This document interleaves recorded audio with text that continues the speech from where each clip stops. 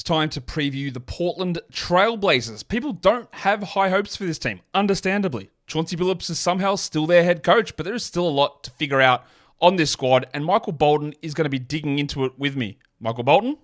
Thanks, Josh. It's Michael Bolton here, and it's time for another episode of the Locked On Fantasy Basketball Podcast. Let's get to it. Let's get to it, indeed.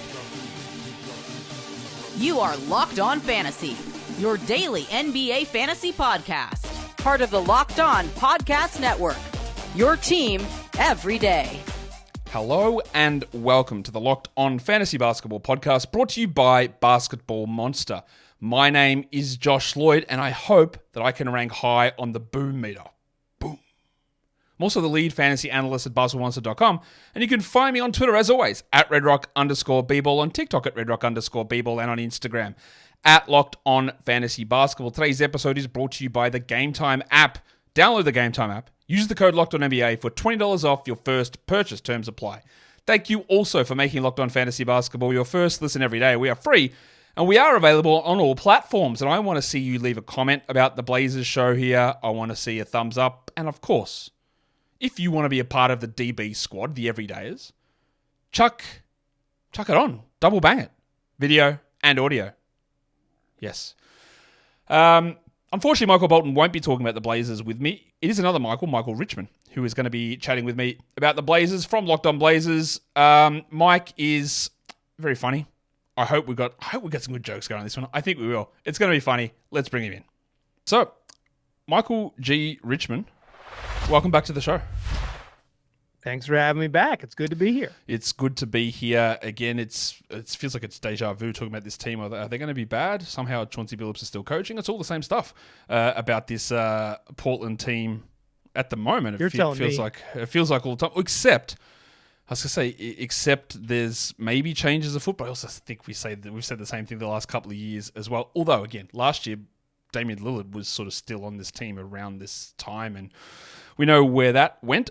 We're going to talk about this squad still with a million different questions around them. Let's just start things off, Mike, by having a look at the players that arrived this offseason. Deni Avdija comes across in that draft day trade. Donovan Clingan in the draft. They bring in Bryce McGowan's on a two-way.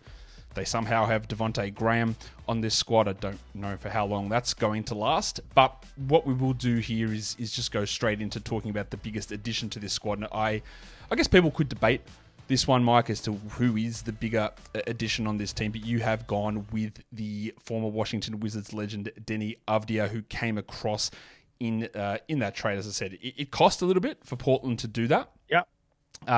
Bub Carrington ended up being the draft pick, a future first in that one. And Malcolm Brogden, who was part of the Damian Lillard haul, was a part of this deal as well. Where do you sit on the I guess the value proposition of this trade for Portland? So I think in general, the price for Deni Avdija seems right. Like, he's a 23-year-old on a very team-friendly contract who just came off his best NBA season. 2 firsts, a couple seconds, and a decent veteran to make the money work. Seems about right. I'm just very surprised the Portland Trailblazers were the team to pay that price. It seems to me somewhat puzzling that they would be a team to send out multiple first-round draft picks, considering the situation that they're in. Most teams in the sort of rebuild cycle that they're in would be aggressively trying to trade the veterans on their own roster to acquire those draft picks. But I think Deni helps, and I think he checks a lot of boxes for him. Like, I think they needed another perimeter defender. They needed more playmaking, and whether you believe in the shooting is maybe in the eye of the beholder, but they needed more shooting, and he certainly is more likely to be a good shooter than, say, like Jabari Walker. Yes. I think Deni fits really well with what they want to do. He's young, and that is going to fit into their plan. He's $55 million is a lot of money for you and I, but it is very little money for an NBA player. And that's the life of his contract over the next 4 years. Like, that's it. It's a pretty team friendly contract for a player that's going to be useful. And I think he slots in at your starting small forward and plays a little bit of power forward and plays, 35 minutes a night and gets a lot of opportunity. This is a team that didn't really have a ton of forward depth, like at all. Obviously, there was the development of Tamani Kamara last season, which we didn't really expect pick number 57 or whatever it was to turn into a rotation player, but he did. But they didn't have that viability. Let me, I phrased this when talking about this trade as well, is that you just said it about your rebuilding teams don't normally give up a couple of firsts. Is there any red flag nature of this that another rebuilding team saw a young guy on a really team-friendly contract and said, no, we're good. Nah, he's not actually going to be a part of what we do. Like, we're actually okay with that. Like, you guys can have him, and we'll take the two first. Like, that's a weird to see these two rebuilding teams trade with you. Then one of them go, we don't want the guy who's young and cheap, and the other one goes, we do. So someone's wrong in their evaluation. That's at least, if it's not a red flag, it's at least let's see where we go here. It's definitely worth noting that like new decision makers come in Washington and they're like, yeah, we're ready to move off of Denny, right? Like and that the Blazers are like, we would love to pay multiple, 4 total draft picks, whatever you value, however you value second round picks, like that's whatever, but like willing to pay, probably the second pick in the trade is the second most favorable. The Blazers have 3 picks in 2029. It's probably going to be like the Bucks pick. It's probably going to be like a teens pick again, but like still 2 first rounders. And Malcolm Brogdon is curious. And I would say I'm with you. I definitely noted like, one of the rebuilding teams got picks and the other rebuilding team lost them. That is worth noting if for nothing else. But the Wizards, I guess, really liked this draft. I don't know if you've done their team preview yet, but the Wizards, they really enjoyed 2024. They did, for whatever reason they did. For the record, I had Bub Carrington, I think, as a top 7 player, so getting him in that spot, he makes no sense on Portland, but getting him where they got him, I think that works pretty well. Now, Denny's an interesting player because even at the beginning of last season, he was sort of like, he was fine. He was pretty good, and then he had a real explosive stretch towards the second half, started to tail off a little bit towards the end, but this isn't a guy that's put it together for years and years and years. He did really step up, and I do think, again, if you just look at it, getting a player in who's good is good. Whether the cost makes sense, I don't know. And then it pushes us into other discussions, which we're going to get to in terms of like, where do we fit the other guys on this squad? And the other moves probably will need to be made at some point to make things on this roster make sense. Now, I agree. We're going to get to this in a second about lineups. I think he's pretty comfortable to start, but there's starting and being 33 minutes a night, or there's starting and being 28, 29 minutes a night, and rotating a bunch of guys through. Like, how do you view the prioritization of Denny here?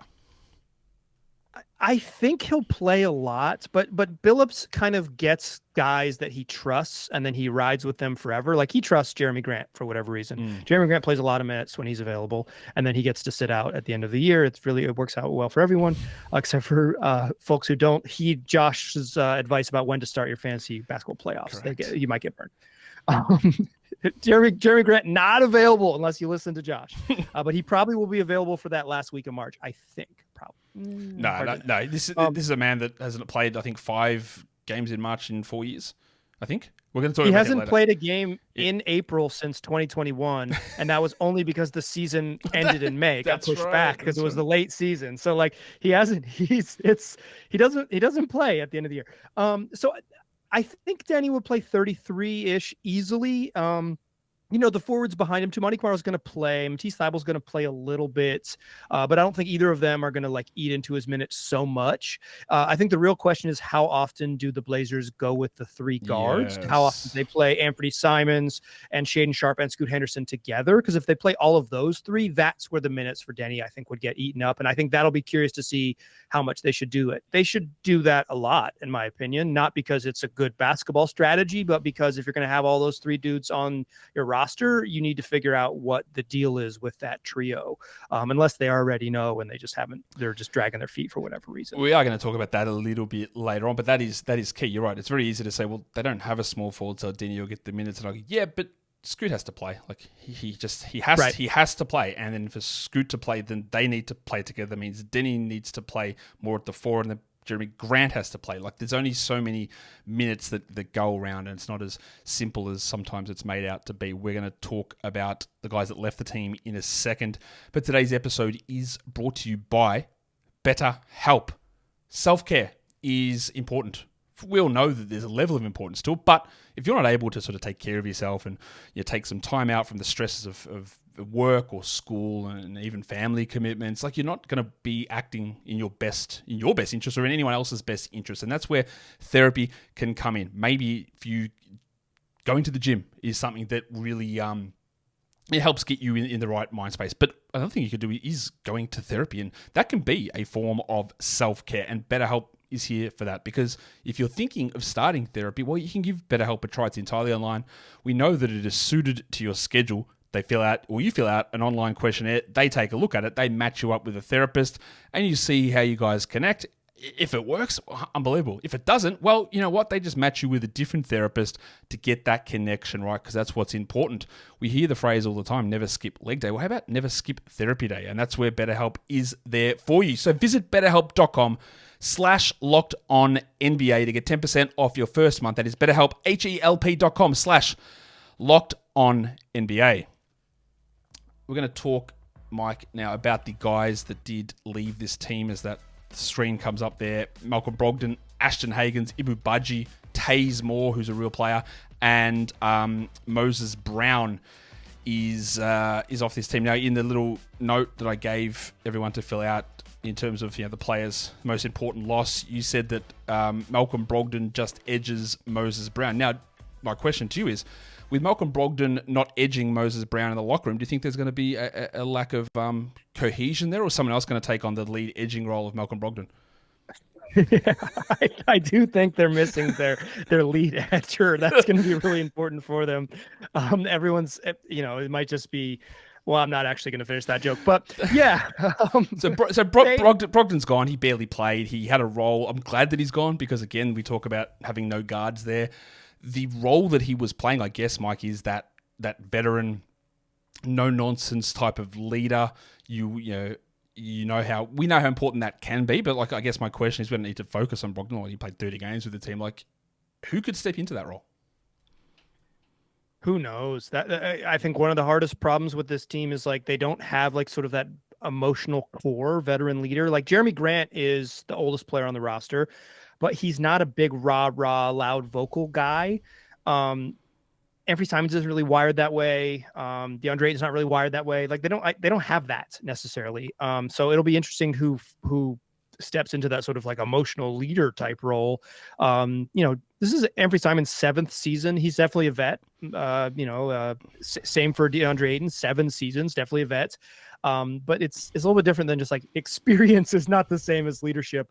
But I will say Malcolm Brogden leaving does make it's simpler with the guards. It's easier to play the 3 guards, split the 96 minutes there than it was before, and that helps a little bit. In terms of that leadership void, we are going to speak about this later on, but DeAndre Ayton's a chill-ish sort of guy. Jeremy Grant is, Anfernee Simons is. I know that it's his 2nd season, but to me, the guy who seems like that emotional leader is Scoot. Not that he's the leader yet, but when you look at everyone, he seems like the guy that might actually have to step into a role this season just because of the personalities of these other guys around. Yeah, he certainly has the intangible tools to be that. I think one of the challenges last season is that he was one of the worst players in the NBA, and it's just hard to be hey, follow me, and then shoot 40% of the rim. It's so hard. If he levels up, and he's a competent NBA starter, he is wired to lead a team. He has those intangible soft skills that are really important and maybe underrated in the league, but it's just hard to do that and not be good. Yeah. I think one of the things the Blazers maybe should prioritize, should they make trades for any of their veterans, is getting the types of vets they've had in the past, like a Chris Kaman or a Juwan Howard, who's just some dude who's been around a lot, who doesn't play, but can yell in the locker room as needed and kind of pass on that institutional knowledge, because they don't really have that right now. Yeah, that's the exact thing that we've seen in Indiana, signing James Johnson again for this season. Garrett Temple in Toronto, the same thing. You're not going to play, but you're going to you're going to kick some asses if it needs to happen. In terms of the projected starting group on this team, Mike, you look at it and we can look at the absence of names and go, what the hell? But then we also look at it and go, well, there has to be Simons, Sharpe, Avdia, Grant, and Ayton. And we go, okay, there's 2 top 7 picks from the last 2 years that aren't involved in this, and one of them is Scoot Henderson, the other one is Donovan Clingan. And as much as, again, it sounds stupid for this team that is rebuilding, this team that hasn't really gone anywhere the last couple of years, to not have these guys in line. But how do you do it? Like, you can't, and they are going to go into the season like this unless something breaks loose now. Well, I guess, is there a chance that anything sort of breaks loose before we get things going on October 20th? I would be pretty surprised. I think they, I don't think there's been a lot of smoke around Anfernee Simons, but I think he was like, at his exit interview, he was like, hey, I want to be on a team that like competes. It's like, well, it might have to move cities.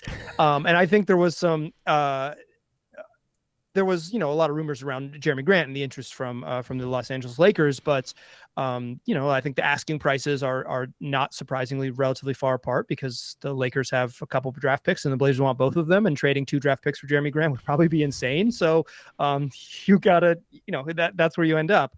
So I think there's a world in which Anfernee Simons and Scoot start next to each other. But I think it's unlikely, because that pairing was a pretty serious negative in year 1. So I think you just roll with the group that makes sense. Like, that lineup makes the most sense positionally. You have, Anfernee Simons not a pure 1, but he's like point guard sized. Shaedon Sharpe's a 2. You get your forwards. You have Ayton, and then there are minutes to be had for Scoot. There are some minutes to be had for Donovan Clingan. I don't think he's ready for a big minute role, but there's a, I think Clingan can play probably 14 to 18 minutes in an NBA game pretty easily. And then when he's ready to scale up, you can figure out what scaling up looks like. The more I look at this team, Mike, the more I just go, I don't get it. I don't understand how any of this stuff, because you said like, hey, Clingan will get his 14 to 18 minutes. I go, yeah, but what's Rob Williams doing? Like, I'm going to talk about him in a second, but there's just so much that doesn't make sense. Now, the other part is like, you come out and say this is what your projected starting lineup is. I agree with it. But then I go, surely Scoot Henderson is a bigger part of the future of this team than Shaedon Sharpe, for example. No shade on Shaedon. I didn't mean to use that pun there, but not downplaying him, but like, Scoot is the higher level prospect. Scoot is the guy that is going to drive things if it works. But we're going to go Simons and Sharpe again, like instead of trying to see what we can get out of Scoot and Simons. It's very, very weird to me that like he sits there as this number 2 prospect in the draft that many thought. He goes number 3, and he's going to sit again behind these 2 guys. It's weird. Yeah, I mean, I would say the Blazers' inaction this summer is probably the strangest part of this franchise. Yeah. They chose this path way back when. Yes, when they drafted Shaedon Sharpe as a high schooler who didn't play any college basketball, with Damian Lillard on the team. That's over, that's a long way back. Mm-hmm. It was clear the path that they had chosen. Then they quadrupled down on it by drafting Scoot Henderson at 3. Like, they've been on this path for 2 full seasons, and to still have veterans kind of clogging the way after they've clearly chosen this path is odd. Whether it's wrong, I guess, remains to be seen, but it's really weird. The roster is really weird, because if you're going to be as bad as they're going to be, and I think they're going to be the worst team in the Western Conference, to be the worst team in the Western Conference and not have a clear path for your young draft picks, your top 10 draft picks, to just like play and go, is odd. It's strange. The other thing about it is that like there'll be people who watch and listen to this who say like, well, you don't actually need to like just gift these guys minutes and to let them develop. But sure. We also that's fine. But we also saw that like, when Scoot started to get opportunities at the end of last season, like, he started to figure it out and he started to look better. And you can't get those opportunities unless you're getting the opportunities. You know what I mean? Like, and then what do you do? I think giving on good teams or like relatively competitive teams, young players don't need to be gifted minutes. But I think on a bad team, there is actually probably the reverse. The other side of the curve is like, if you don't carve out developmental minutes on a team that's already going to lose, what are you doing? Like, what's the value? Like, earn schmurn. This isn't high school basketball, right? Like, this is like, the Blazers have committed $20 million to Scoot Henderson. He has to work out or they're sunk. Like, Yeah. like they've already, when they drafted him third overall, they put a lot of financial and developmental investment in him being good and creating and same with Donovan Clingan to some extent at 7. It's like creating environments where those guys have opportunities is part of the frickin' job. Yes. Yep, it is. Now, we're going to talk about some of these other guys later on. We've talked a little bit here about Jeremy Grant and how he gets struck down with the Ides of March every year.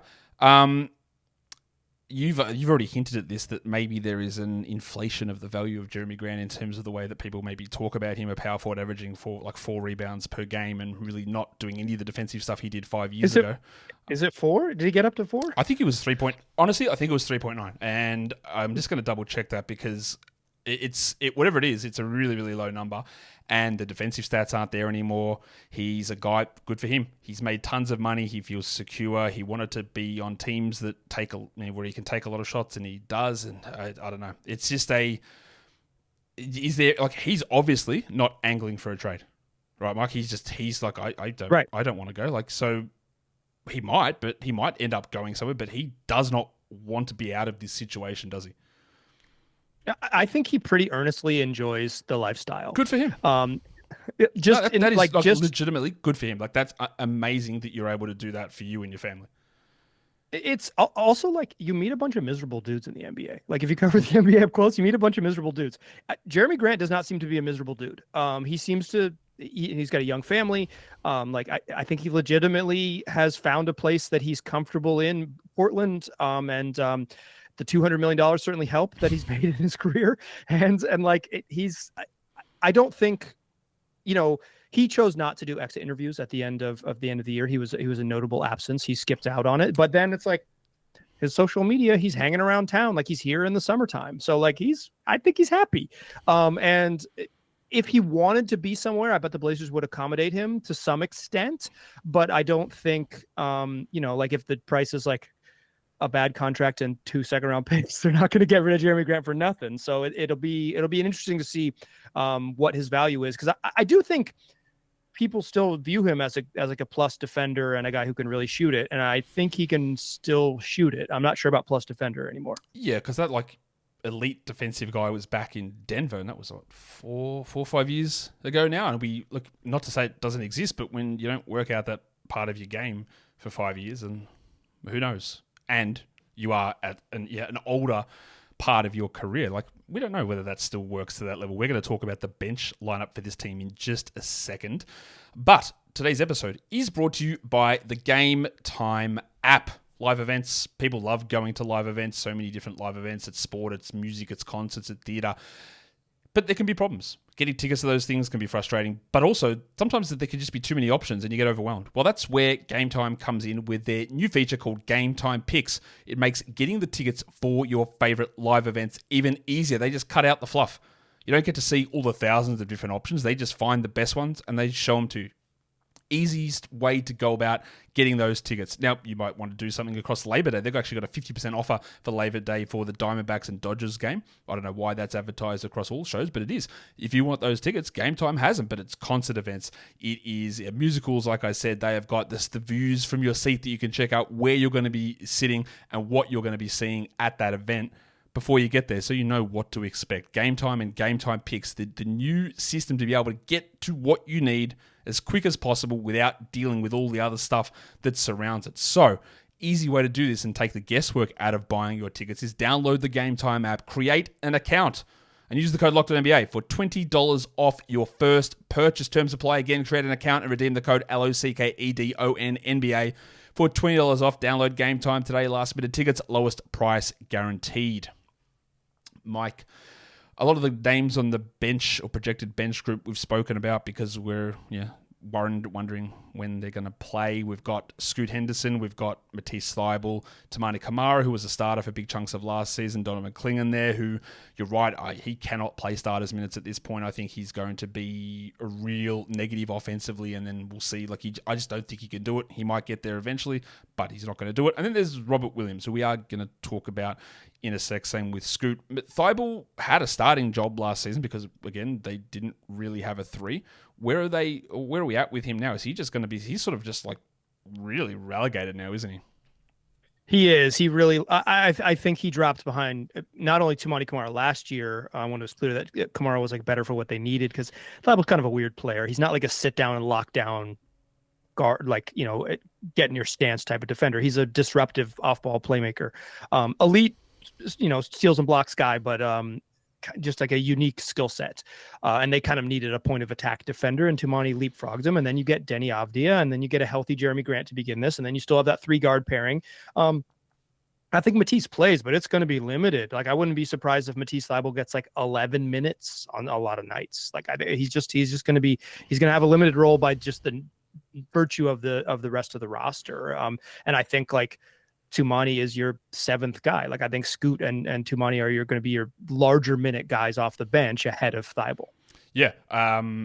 I think that they're going to have to be, because it doesn't make any sense for Matisse to be getting anywhere near the minutes that he was getting last season. Not even talking about, like, there's guys here that were carrying this team down the stretch, like Delano Banton, who aren't even going to be, sniffing minutes. Chris Murray was starting games at the end of last season. Right. Old mate Justin Manea, like, these are the guys who are filling in for Jeremy Grant's March, April absences that aren't going to be playing here. And a few of those guys, like Banton, showed a little bit of stuff. And look, I could see, Mike, again, correct me if I'm wrong, maybe Thybulle doesn't play, and maybe Banton actually moves into that spot. He's big, he can defend a little bit. Yeah, like some of his decision making is a bit off, but there's a chance that he's able to find a role there on this squad again, with the weirdness and the way things are all playing out. But what I do want to talk about is a name you've got on that projected bench group, just to see if you've got any sort of update on this at all. Like, what's going on with Rob Williams? Okay, let me start with this question. What actually was the injury last season? Like, I know it was a knee problem. Do we actually know the full? Or maybe I've just forgotten it after he's like 5 games. I know it was his opposite knee. It was his right. That's great. That's fantastic news. It was, so he had a lot of stuff on his left knee, and he ended up having surgery on his right knee. So it's what the Blazers called in the press release, I believe, was just successful surgery. I don't think we got. But he had a patellar dislocation, so he dislocated his kneecap and he tore a ligament in his right knee. Yes. Okay. So he spoke to the media for the first time at the very end of the season, and he was like not yet cleared to play 5-on-5. So he had that surgery. He played 6 games last year and had the surgery like probably like a month later, like into the season, like into December, because he was considering some options and maybe trying to come back and play. But it's like, I don't know. It's like, why would you play again this? Obviously you like playing basketball. Why would you play for the Portland Trailblazers this season? That's not worth it. They're not going to be playing important games. They're going to be playing Taze Moore, one of Josh's all-time faves. And like, so then he spoke, when he spoke to the media, he hadn't been cleared for 5-on-5. I'm not 100% sure he's been cleared to play 5-on-5 yet. He was very, very coy about saying whether he'd be available. He said, I can't tell you that right now. He was very, very coy. I would assume if he's available, he plays some nights, limited minutes, to see if he can play, and they try to like get him back and have him get somewhat healthy. I just can't imagine a situation where Robert Williams, who when he last played a full season was excellent. Yep. I can't imagine a situation where he gets like carved out 20 minutes off the bench. I just don't see it happening. It means he'd have to play next to Klingon, and I don't know how that works. Yeah, that would be, they flirted with him and Ayton together, and it was a nightmare on defense, but it was like 3 games. It was very, very limited minutes. And obviously like Klingon, who knows how good he'll be his rookie season, but projects as a much better defensive player than Deandre Ayton eventually. So maybe you can clean some of that up, but like, there's not an easy fit for him on the roster. I think you'd be choosing him to play each night over Klingon. Is that the right thing to do for the team with the situation they're in? And I'm just not 100% sure what his health status is going to be. And the Blazers are one of the teams, they're probably not the worst in the league, but they're one of the teams that is very low information when it comes to injuries and injury updates. So I would not pencil in Rob Will as someone who plays with any regularity, just because of the unknowns and the roster around him. They're definitely not the worst in terms of injury updates, but yeah, they just especially once we head to that All-Star break, it gets a little less than transparent. let's talk about a player to watch for this season. Give the host the opportunity to tell me and use this however they want to in terms of what they want to talk about, player to watch, whether it's breakout or not. And you have put the big fella Sterling Henderson he's your guy. Scoot, player to watch. You're right, he sucked. He was bad for most of last season. The ankle injury early on definitely set him back. He was sort of starting to come good there. And no one, rightfully so, because people, I hope, a lot of the time are normal. They didn't watch a lot of Blazers in April. They didn't need to. He was better. He had multiple double-digit assist games. You look at these numbers; they're not good. Like 33% on three. That's actually for the way that he profiled as a shooter. That's actually pretty good. Like to come in and shoot 33% from three. That is a very good number. He hit 82% from the line. Very good. The finishing at the rim, terrible. But what do you average? 14, 3, and 5 in 29 minutes. Again, people act like he's the worst top pick ever. What do we all got fooled? He's a complete bust. Why would we? I still actually have faith that he is going to be the second best player out of this draft class. I saw enough flashes, and I've seen this story with point guards as rookies a million times. That they are bad. They're terrible. They have a little 10-game flash at the end of the season. And then year 2, and in particular year 3, they come out and completely different. Now he's different here because he's going to be coming off the bench. But I'm not crazy. Right. He was actually pretty good most of that time. He wasn't great, but he was pretty good, and he showed big improvement signs. Yeah, the last 19 games of his rookie season, he shot 38% from 3. The challenge with him is not shooting, surprisingly enough. It's layups. He shot under 44% from at the rim, like inside 3 feet. If he can't make layups, he's probably not a player because he's just That's true. There's two numbers to know with Scoot. One is that 43.4% at the rim, according to Cleaning the Glass. The other number is a much simpler one. I think you all your listeners out there, everyone within the sound of my voice can remember this one. The number is 14. Scoot dunked the ball 14 times last season. Like he's freaking CJ McCollum. That's not enough. If he's going to be the player that he can become, it's going to be because he weaponizes his athleticism. I think his burst, particularly in the half court, just was not what I thought it would be. But his feel as a playmaker is there. So if he can become a more functional athlete, I think he's got the tools because the passing is there and he shot it better than you think. Like he really did. Blazer fans like to say, well, if you eliminate the first 5 games, then he shot X and X and X. I'm like, okay, then eliminate the last 5 games too. The truth is that like he was on the whole not very good, but towards the end of the season he was better. And I think there's a world where he plays like 29 minutes no prob on this team and is a little more productive. But for me it starts with layups, and if Scoot's not good this year, it puts them in such a weird spot. Like it puts them in such a weird spot because there's a lot of guards in this upcoming draft. Same with Shaedon Sharpe. Throw him in the mix too. Like Shaedon, he only played 30 games last year, 32 games last year. Like his highs were very high, but you haven't seen enough of him to say like, okay, this is a guy who can do all these things. Obviously he has a lot of talent, but like for either of them, it gets messy because if the Blazers are in the, like, if they don't end up with the big kid from Maine who's going to school in Durham, they're going to end up with a lot of options who are guards, and that's going to put the franchise in a weird spot. So it is a huge year for Scoot, not only because he was bad in year 1, but because of the potential decisions down the line in June for a team that's going to be picking at the top of the lottery. Yeah, people wouldn't have looked deeply into the draft, but there are a lot of guards. There's Dylan Harper. There's the other guy that just completely blanked out of my mind. Ace Bailey. VJ Edgecombe. VJ Edgecombe also got an unbelievably good name. I just got to remember what it is. It's like, what's his? The J is a junior. I just what is he? I wish I could remember off the top of my head. The V is like Valdez. It's Valdez. Yeah, that Edgecombe is a great name. It's an unbelievable. I watched him play for the Bahamas this year in the Olympic qualifying tournaments. He looks like a player. Dylan Harper, the French kid Nolan Traore. Like there's guards at the top of the draft, and that's a weird. The Blazers, I've been talking about how they're kind of a weird franchise. That's going to be another weird thing for them if they end up in that situation, right? Like it's just it'll be simpler for him if Scoot and Shaedon break out, and it's like, okay, we definitely don't want to invest another top 5 pick in a guard.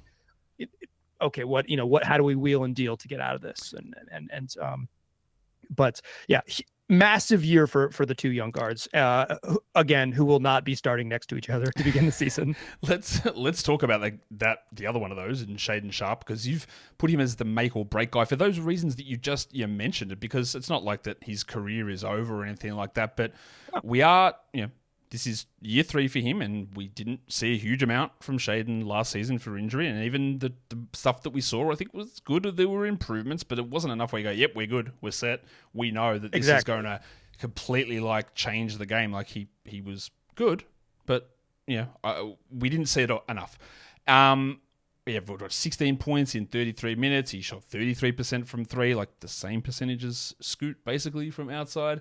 He averaged under 3 assists. Like, at this point, he had the empty game of a first shooting guard, and you probably want a little bit more there. Like, okay, let's start. What was the positive that you saw from Shaedon last season? There was a stretch when everybody was injured, when he was playing an absurd number of minutes before he got injured. Are those related? But it was a 5-game stretch where he averaged 25 and 5. And he was just like, by the end of that stretch, it's like he's obviously number one on everybody's scouting report. He was playing point guard, like ball in his hands type of responsibility. And he was scoring efficiently. But that was 5 games, and any 5-game sample size suggests that there are 77 other games during the season. And it's like and even his rookie year, it's like he had the 10 games to end the season where he looked awesome. And it's like, oh, this guy's really good. He had like a 37-7 game against the Kings his rookie year. They lost that game by 38, but who cares? He has these moments where it's like he can score from all 3 levels. Like, he has a pretty fluid looking pull-up jump shot. He's a really good athlete off the ball. He can manipulate, and he's like pick and rolls, and he's been, improving as a playmaker. He's not a plus playmaker, but improving there. But it's just like the path to being really good in the league is not 15 games across 2 seasons. It's 15 games a month of that level of production. Like, the consistency hasn't been there for him. And he has kind of an aloof personality, so it's hard to know whether he's like really into playing basketball at a high level. When guys are weird and really good, like Nikola Jokic, we celebrate their bizarreness. When guys are a little bit aloof and not particularly effective, we get worried about them, like Michael Beasley. So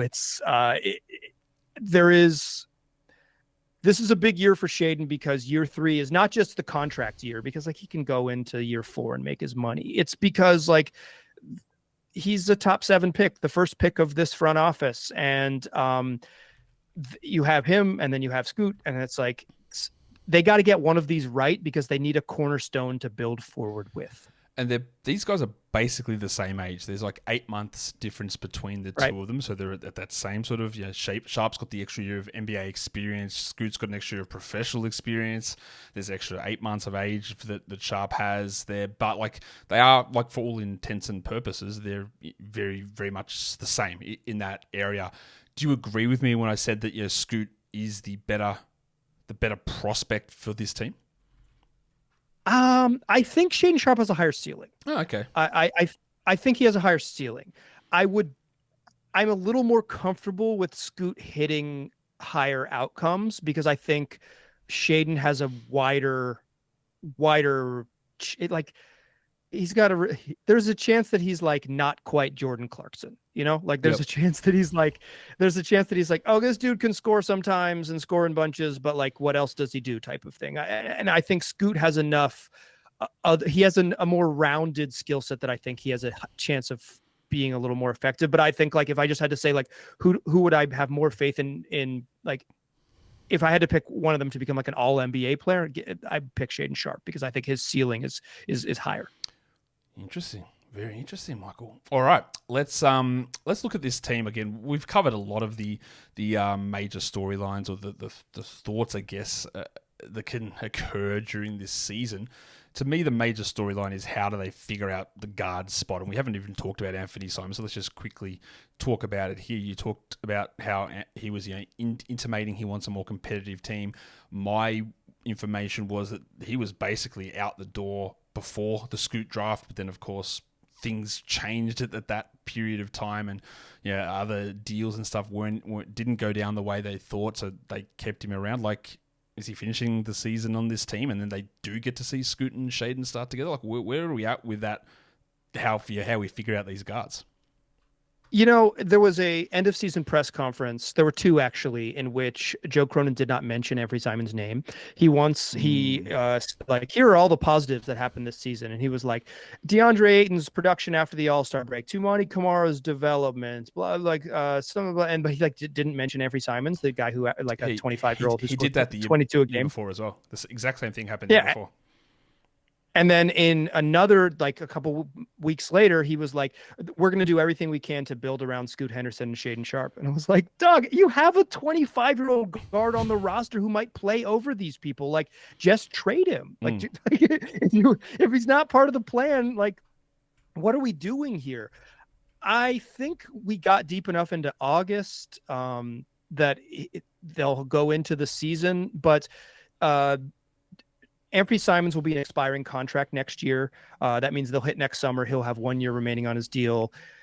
They should have traded him this summer, in my humble opinion, and they should do what they need to do and trade him by the trade deadline this year. Will they? I have no idea, because they're always doing weird stuff and I can't figure it out. But I believe that they should. Because he's pretty good. He scores 22 a game and has improved a lot as a playmaker. He can shoot off the dribble. He can shoot off the catch. He's just a really bad defensive player. In the right situation, he's darn useful. It's just he's probably not a lead guard and he needs some help on defense. But he can score. Needs some help. That's a useful skill in the league. Needs some help on defense is a very kind way of putting that. But his season was ruined by that thumb injury after one game, right? He missed he played. Yeah, he played one game and then missed 18 games. I will say this: Anfernee Simons is who people think Jordan Poole is. People think Jordan Poole is this dude who can spread his wings and go score on his own. He can't. He stinks. Anfernee Simons is that guy.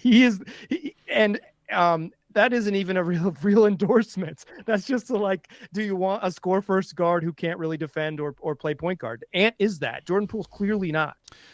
One thing I'll say about Ant, some of the defensive stats were just atrocious last season. We know that. Yeah, they're bad. He upped his usage up to 28% without Lillard there. His assist rate went from 19% to 27%. And he did that without really losing a lot of true shooting. It went from 59 down to 57.5. That's not a big drop. You talked already about Scoot Henderson's finishing at the rim. Ant's finishing at the rim dropped a lot as well. He wasn't bad. He wasn't Scoot level bad, but he was sitting 32nd percentile, 54% is a really bad number. So to tie this back into the Scoot discussion with Ant, is there maybe a systematic reason that maybe some of the finishing at the rim was not as strong as it could be due to the maybe other players or the coaches that are around? Is it because DeAndre Ayton was there that changed things around a bit? Yeah, obviously, the Blazers are a horrific offensive team, and they're just not very creative on offense. They hired two new assistant coaches, including Nate Bjorkgren, famous for being a nice guy that everyone likes, and maybe they'll have some more creative minds to offer some offensive wrinkles that will help, but their offense is very uncreative, and they were one of the worst shooting teams in the league. Depending on how you slice it, they were the worst, or if you wanted to go by cleaning the glass, they climbed all the way to 28th. So they're bad. They can't shoot, and so teams clog the paint. DeAndre Ayton stands at the nail, so his guy is his defender X5, to use a LeBron James term I learned from him and Lakers coach JJ Redick in their podcast that had nothing to do with the future hire, but his man is always in the paint because DeAndre Ayton's standing at 17 feet. It's crowded in there. It's not easy for them to score in the half court, but also Ant if you look at his career finishing numbers, it was only the season before that when he was an off-ball guy playing with Damian Lillard and playing with a 40% three-point shooting Jeremy Grant on the wings that he was ever a plus finisher. I believe he's around 65%. But for the most part, he's been a bad finisher for most of his career. And that best finishing season of his career was under Chauncey Billups as well. So I think it's more about teammates, but I undeniably, some of the Blazers' issues are with coaching. Yes, and Chauncey's back again for another crack at it. you have transitioned me, maybe I led you a little bit there, but you've transitioned me nicely to talk about a burning question for this season, because Deandre Ayton, the snowman himself, he was poor and then really good. It was a weird second half of the season for Ayton, because he was like, there was probably, I exaggerate, but also you could listen to this number I'm going to tell you and think that's plausible. I'll tell you there's 20 games in a row where he didn't attempt a single free throw, and you'll go, that's not true, but it also could be, because he just never. He shot fewer free throws last year than Delano Banton, and Banton came over to the team in February. So just so you know. There you go. The complete lack of aggression in getting to the line is just completely baffling. And then for about a 15-game period in like March and April, he just went bananas. Like, he was unbelievable. So my question is, what is the future of this guy? Because obviously they went, well, we're drafting Donovan Clinton. Not only did we draft Donovan Clinton because he fell into our laps, we want to get up to draft Donovan Clinton. We want to trade with Charlotte to get this big. We want Donovan Clinton. And Deandre Ayton, a guy that's famous for never feeling a level of disrespect in any sort of situation. I'm sure he's taken that perfectly well. So what is the future here? Again, with Rob Williams also on the team, what the hell is going on? Where because he was great for that little period of time, and now I don't know what to do with this. Yeah, famously, one of the positives from the season was his production after the All-Star break. Yeah, like he was really good to close the year. Kind of figured it out with him and Anfernee Simons. He was, he played very well. He was having the worst season of his career, and then he kind of got out the snow, and it worked out for him, onto a real mattress. And forgot about that one. Yeah, he had a heck of a December. Winter was not kind to him in the Pacific Northwest. But I can't imagine DeAndre Ayton gets another contract with the Portland Trailblazers. I can't imagine it. How do you draft Donovan Clingan at 7? DA has one more year. He has this year and the following season. He has 2 left. Him and Anfernee Simons on the same timeline, so they'll both be expiring next summer. Like, I can't imagine a scenario where DeAndre Ayton gets another contract from the Portland Trailblazers. Certainly not a contract extension. And like maybe he signs another one in free agency because they kind of wait and figure it out. But like, he's not going to get a contract extension. It means he has to be traded, right? Like there's you think so? Maybe doesn't have to be traded. Maybe doesn't have to be traded like this year, although they probably should explore it because they should just send people tape from those last 20 games or whatever. But like, it's once you enter next season with DeAndre Ayton as an expiring contract on the roster, like what value does that have? If you're going to extract value from him, you need to like probably move faster. And like, this is why I say like the team is a little bit weird because like they have some obvious moves in front of them. Anfernee Simons doesn't seem to be part of the future. DeAndre Ayton doesn't seem to be part of the future. Jeremy Grant is like, is he part of the future? All of those dudes are in the starting lineup. It's truly a puzzling situation. And even with that, like, I think those are the 3 best players. Denny actually might be in that conversation. He could be as good as their best player maybe, but like it's like 3 of their 4 best players, however you want to count it up, like they all need to be traded. And even with that, they're still one of the worst teams in the West. It's just bizarre. It's a bizarre franchise. But anyways, I'll be podcasting about them about 250 times this year. The thing is, like, you're right, these are their best players and they're not good with those guys as their best players. So like, what are we actually doing? It's not like we'll just keep a level of competitiveness and the young guys will come up and take their spots. Like, no, we're going to be terrible. And we've still got these guys blocking the developmental paths, perhaps. One bold prediction, Mike, I ask everyone for one of these. Your bold prediction was not that Jeremy Grant would play a game in March and April. That's just way too bold. Your bold prediction was that this team is going to be, you said that they're predictably awful, but you predict that they'll beat their preseason over-under of 21.5 and still be the worst team in the West. Now, I've had comments talk about the worst team in the NBA, and there were people who chucked Portland out. Oh, they could be. I go, no, they're actually not a bad team. They could easily be the worst in the West, but they are not that bad of a team to compare with the team that I recorded about earlier today, the Brooklyn Nets. So yeah, they could win 26 games and still be 5 games off the pace for the 14th team in the West. And I don't see how that goes any other direction. I can't. I'm having a hard time. Injuries, obviously, but like I'm having a hard time assuming like relative health for everybody. Like every team has some injuries here and there. So the Blazers aren't the 15th team in the West. Yeah. Like when the Jazz signed Lauri Markkanen, they kind of chose their path. The Spurs want to be kind of good. The Rockets, I don't know. Like they're not they're kind of stuck in the middle, but they're clearly better than the Blazers. And like everyone else, like even the old teams, like the teams in LA, the Clippers, and like the two LA teams, like they're older and not very good, but they're certainly better than the Blazers. I've said this before. I think the Blazers have the best player of any team in the Western Conference. Yep. They're and all that said, like 21.5 is what FanDuel had them at, and when they first released their odds, I think this is like a 24-win team, which is a freaking miserable season. Like, don't get it twisted. That's a lot of losses, but I really believe that they're like too good to really, really, really hit that like 14 wins Pistons mark, unless some real shenanigans happen. And this team isn't shy about shenanigans. I wouldn't be surprised if they finish the season like 1-22 or something. They are one of the biggest shenanigan teams in the NBA. Good for them though. Like they've done that and they do it shamelessly, and they are one of the biggest teams at doing that. Shout out to Jeremy Grant, Damian Lillard, Anfernee Simons, and all of their Yusuf Nurkic. The Yusuf Nurkic. That was a great one. So sit these games out, we'll give you a new contract. Just an amazing like array of fake injuries that crop up with this team in March and April. They do it. They continually do it. And if they're bad again, they're going to... Because you know who one of the other best teams are doing that is? It's the Utah Jazz. So these teams are going to be trying to... that'll be interesting to look at, Mike. Here's a topic for your show. How many times does Utah and Portland play each other after the All-Star break? Because those games are going to be ones you're going to want to tune in for. They are going to be unbelievable. They're going to be no one playing.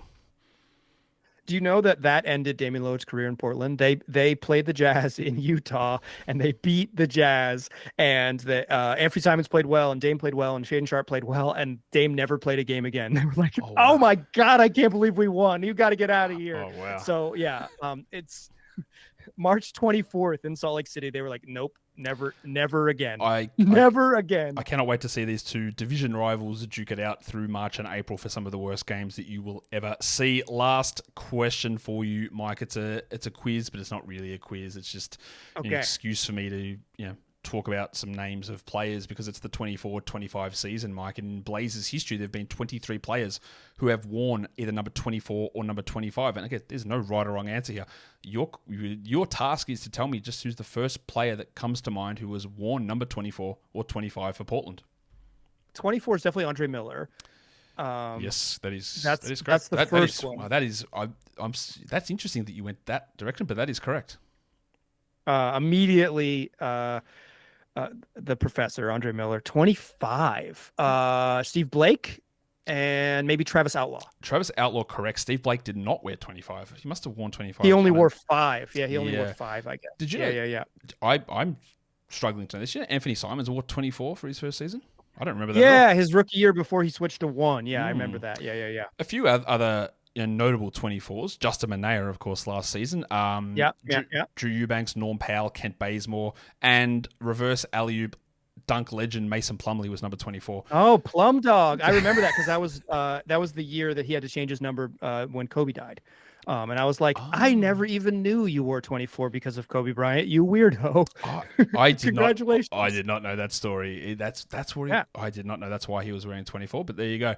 That is number 25. Jerome Kersey and Steve Kerr also wore number 25 as as names. Kersey I should have got, but I got Troutlaw. All good. All right, Mike.